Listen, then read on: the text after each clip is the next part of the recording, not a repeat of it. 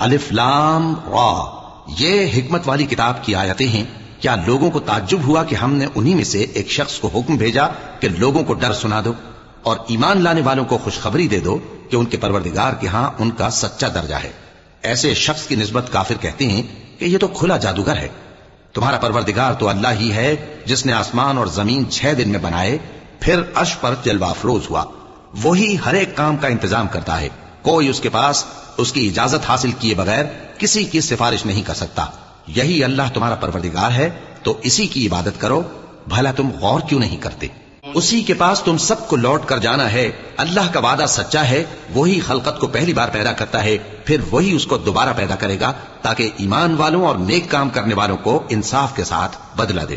اور جو کافر ہیں ان کے لیے پینے کو نہایت کھولتا پانی اور درد دینے والا عذاب ہوگا، کیونکہ وہ کفر کرتے تھے۔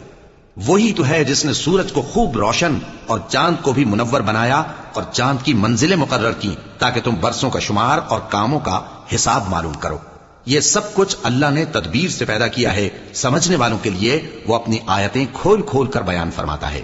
رات اور دن کے ایک دوسرے کے پیچھے آنے جانے میں اور جو چیزیں اللہ نے آسمان اور زمین میں پیدا کی ہیں سب میں ڈرنے والوں کے لیے نشانیاں ہیں۔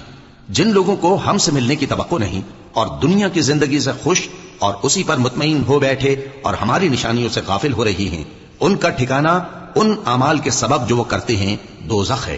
اور جو لوگ ایمان لائے اور نیک کام کرتے رہے ان کو ان کا پروردگار ان کے ایمان کی وجہ سے جنتوں میں پہنچا دے گا، ان کے نیچے نعمت کے باغوں میں نہریں بہ رہی ہوں گی۔ جب وہ ان میں ان کی نعمتوں کو دیکھیں گے تو بے ساختہ کہیں گے سبحان اللہ، اور آپس میں ان کی دعا سلام علیکم ہوگی، اور ان کا آخری قول یہ ہوگا کہ اللہ رب العالمین کی حمد اور اس کا شکر ہے۔